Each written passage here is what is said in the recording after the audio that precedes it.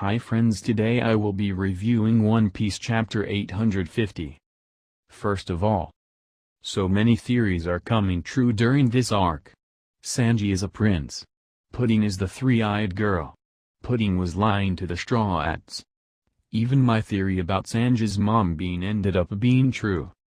So, the chapter obviously starts out with the whole proper plot. Not much new info we get here, although we get some funny scenes with Chopper and Carrot accidentally peeking through random mirrors. It's only a matter of time before they get to the castle though, but that is pretty much it. Then we see some Pedro badassness. Pedro is looking dependable as for right now. Before this arc in Dressrosa we got Law getting his arm ripped off, and now Pedro rips out his own eye to survive? Shit is definitely real, and there will be more deaths happening in the future of One Piece, probably starting with the Tea Party. And what about Tamago? There's no way Tamago is done for. No way. Pedro seemed to be using his tail to change direction, and I also liked how he used his tail to propel himself forward. I hope Pedro wins this. I already like him, but he is making me like him more and more chapter after chapter. His words in regards to the SH crew were just great, and him sacrificing his eye just like this is epic shit. Also, I have a bad feeling about Pedro. That guy is too awesome to survive the end of the arc, and there has to be a reason for why Carrot was included. I wish Brook could fix his lifespan and he could join the main crew. I also think that Caesar will have a big role and will turn useful to Luffy. Let's just hope that happens. So, Pudding was evil all along. But why did she decide to reveal her true self and their plans to Reiju, though? Was she planning to kill her? Was she the one who injured Reiju? That would probably mean that she is quite strong.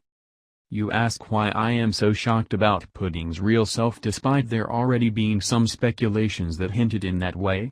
Easy, because Oda is a freaking genius who always manages to hype the crap out of us even when things were prior speculated in that way from us. That stale look in Sanji's face at the end had me on the edge of my seat. I'm glad we'll finally get to see Sanji not being completely love-struck and useless in this arc. Hopefully that comes sooner rather than later. Somehow, I have the feeling that Blackleg won't remain his nickname for long. Perhaps we will have the Demon Prince soon. He is going to kick the ever-living shit out of someone in this arc. Oda, if there was ever a time for Sanji to kick a woman, it's now. Pudding is garbage and needs to be kicked.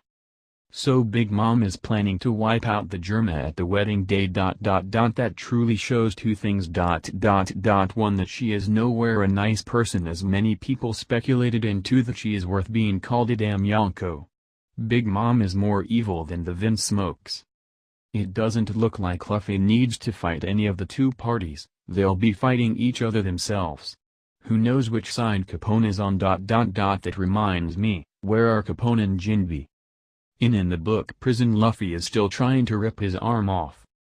Funny that Luffy and Nami say that no one is going to magically appear to save them, when at this point seems that it is exactly what is going to happen.